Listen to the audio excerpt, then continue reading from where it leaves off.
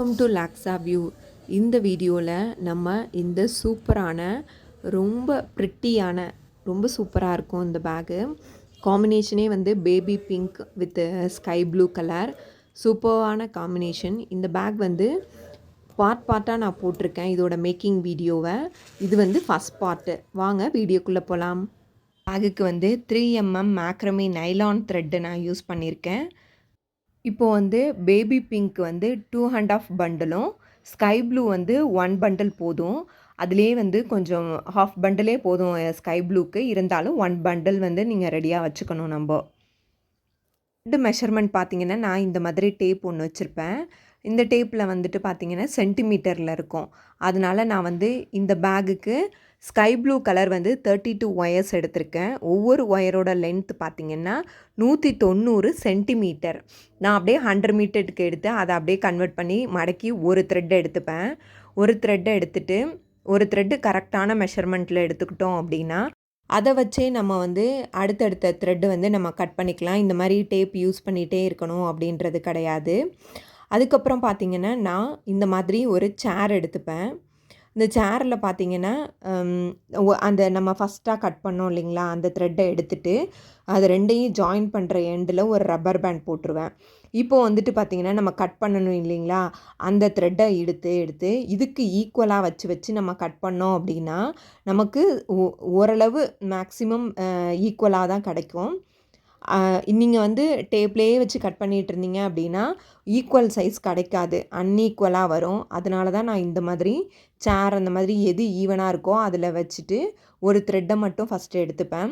அதை வச்சு எல்லா த்ரெட்டையும் கட் பண்ணி எடுத்துப்பேன். ஃபஸ்ட்டு வந்து மெஷர்மெண்ட் வச்சு நல்லா ஈக்குவலாக த்ரெட்டை கட் பண்ணி எடுத்துக்கிட்டோம் அப்படின்னாலே நம்ம அடுத்தது பேட்டர்ன் போட ஸ்டார்ட் பண்ணலாம். இதுதான் ஃபஸ்ட்டு ஸ்டெப்பு. நீங்கள் ஃபஸ்ட்டு த்ரெட்டை கட் பண்ணிவிட்டு அதை வந்து பிரிச்சுக்கணும். 32 ஒயர்ஸ் பேபி பிங்க் எடுத்துக்கணும், 16 ஒயர்ஸ் வந்து ஸ்கை ப்ளூ. மெஷர்மெண்ட்டும் ஸ்க்ரீனில் தெரியும், அதை நோட் பண்ணிக்கோங்க. இந்த மாதிரி கட் பண்ணதுக்கப்புறம் ஃபஸ்ட்டு ஸ்கை ப்ளூ தான் எடுத்திருக்கேன். ஸ்கை ப்ளூவை எடுத்து இந்த மாதிரி பின் பண்ணிக்கோங்க. அப்போ தான் உங்களுக்கு ரொம்ப கம்ஃபர்டபுளாக இருக்கும்.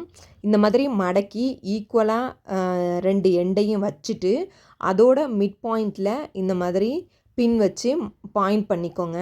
பாயிண்ட் பண்ணதுக்கு அப்புறம் தான் நம்ம பேபி பிங்க் ஒயரை வந்து ஜாயின் பண்ணணும். இந்த வீடியோ கொஞ்சம் ஸ்லோவாக தான் இருக்கும். ஏன்னா நிறைய பேர் வந்து நீங்கள் ஃபாஸ்ட்டாக பண்ணிடுறீங்க, எங்களுக்கு புரியவே மாட்டேங்குது அப்படின்னு நிறைய பேர் கமெண்ட் பண்ணியிருந்தாங்க. அதனால தான் இந்த வீடியோ வந்து கொஞ்சம் ஸ்லோவாக எடுக்கலாம், ஸ்லோவாக நம்ம கொண்டு போகலாம் அப்படின்னு சொல்லிட்டு தான் நான் இந்தளவுக்கு டீட்டெயில்டாக இதில் சொல்லியிருக்கேன். அதே மாதிரி பேபி பிங்க்கையும் இந்த மாதிரி 2 எண்டையும் மடக்கி மிட் பாயிண்ட் எடுத்துக்கணும். மிட் பாயிண்ட்டை எடுத்து இந்த மாதிரி பேசிக் நாட் இந்த மாதிரி எப்படி போடுறேன்னு நல்லா பாருங்கள். உங்களுக்கு புரியணும் அப்படின்றதுக்காக தான் இந்தளவுக்கு ஸ்லோவாக இருக்குது. சப்போஸ் உங்களுக்கு ஃபாஸ்ட்டாக வேணும் அப்படின்னா நீங்கள் ட்ராக் பண்ணி அந்த மாதிரி பார்த்துக்கலாம். பேபி பிங்க்கை அதே மாதிரி மிட் பாயிண்ட் எடுத்துகிட்டு அதை வந்து ப்ளூக்கு அடியில் விட்டு ஒரு நாட் போட்டுக்கோங்க.